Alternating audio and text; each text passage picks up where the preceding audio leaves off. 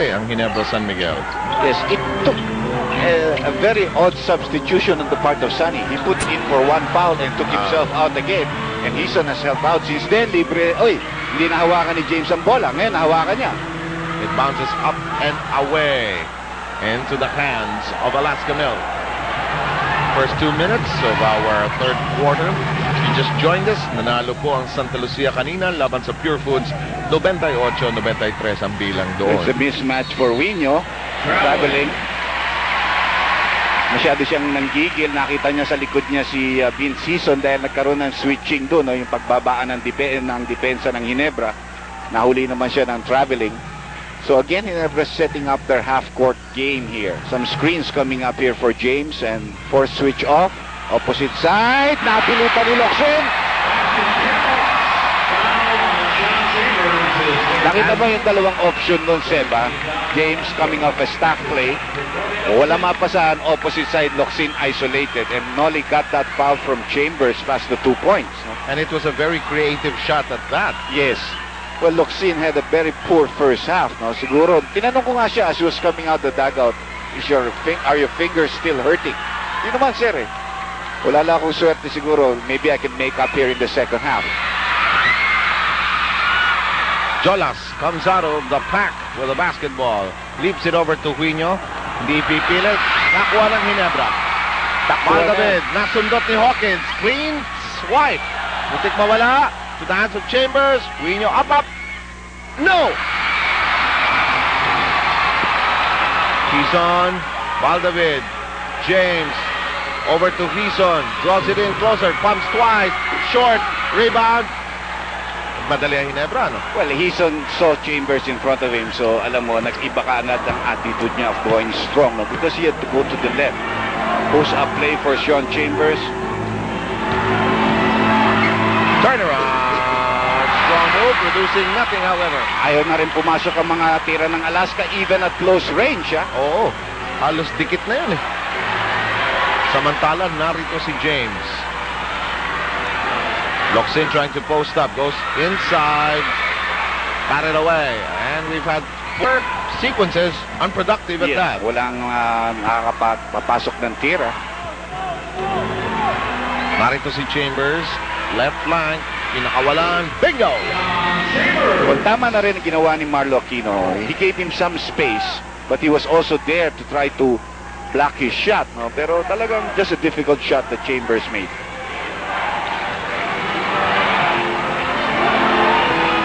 Here we go to James. 5-point lead by Alaska with 8:45 to go. James wanting to go one-on-one. Just out. Rebound Chambers. Chambers with 6 rebounds. Chambers on the attack. 4 straight points. Yan ang problema rin ng Ginebra. Their big men sometimes are slow in coming down. Yes. And, you know, Alaska is going to take advantage of that. So, 7-point lead again here for the Milkmen. Kung minsan at slow nga, nakatalikod pa sa bola. Locsin escapes. You can see it's a different Nolly Locsin here in the third quarter. He's beginning to explode with his points. And some pressure by James against Johnny Abarientos. Yes.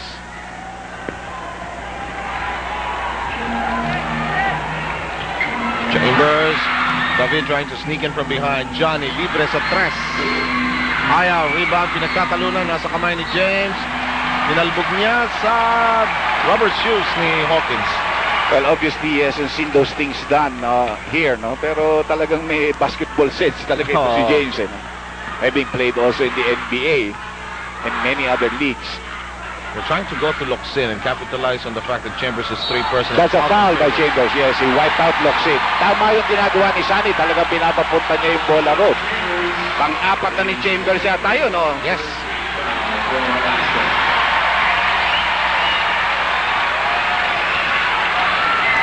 Magkakaroon ng switch. It's now Hawkins who's going to pick. Balik ulit. Sabi, gusto ko pa rin siya. James. Yes! Trouble! Bulk of his points coming from Triple B country. 5 of them. That's his hometown. I like that.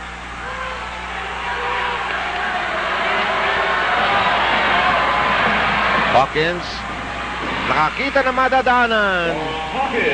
Good curl there.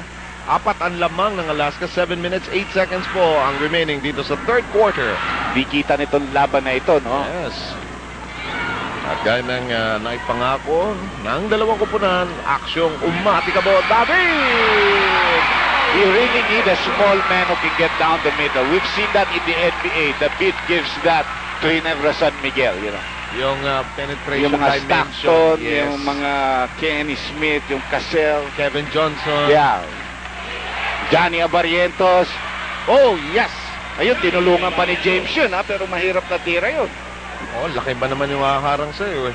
56-52 and Alaska is in front by 4. We're entering the 6:26 zone of this third period. Looks in, doesn't force it.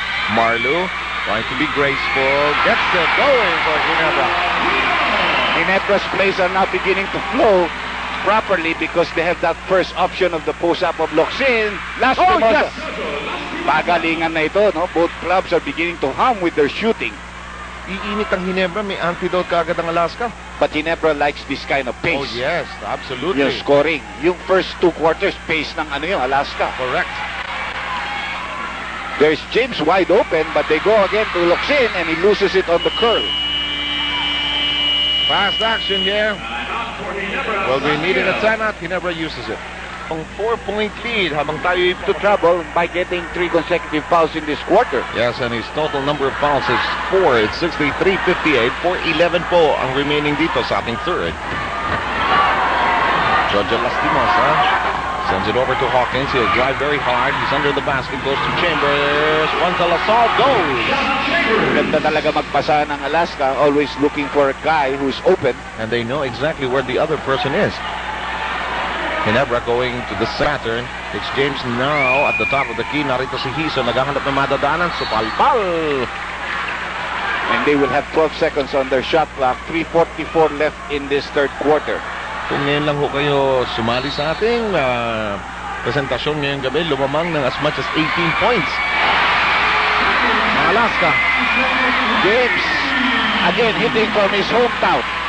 6 out of 14 from that sector. Hindi masyado mataas ang percentage, pero in this quarter, he's booming here, no? Yes, indeed. Namimili na rin siya ng tinitira niya, eh. Correct. 3:23 to go. Jojo Lastimosa. Puro small men ang posting up for Alaska, if you notice, no? Yes. They're in trouble. They're in time trouble. They're in trouble. Naipit, eh. Ginebra with a defensive stop. He's gone. Ano nangyari sa Alaska road? Ay, nag-uusap-usap pa sila. Ano ba nangyari, Johnny? Masama yata ang pasa mo. Ba't ka pa umalis doon sa pwesto mo? Eh, binigay na ng referee, ano? Hindi naman sila mag-aantay para sa isang team, which is correct, kung mag-aantay sila mag-form ng depensa. There's Chambers, 2-point game, 2:54 to go. Alaska still in front. So far, Alaska has found the antidote to stop Ginebra. This one will go, and probably Ginebra has a chance para itabla ang ball game na ito. 65-63, 2 minutes 40 to go. Vince Heason tries that wraparound dribble, sends it outside, looks in. He's ripped like pass. James, a 3-point country. Not this time. No, Kita-kita there's a off, foul. pero may foul.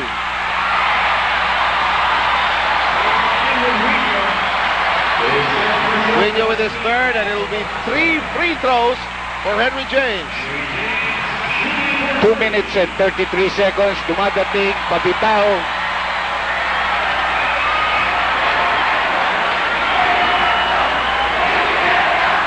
Last time Ginebra was on top, the score then was 18-14. Matagal na yun. Rumatsyada ang Alaska sa second quarter and it's been catch-up basketball for Ginebra. Now they have the opportunity to tie on this free throw and take the lead on the next one.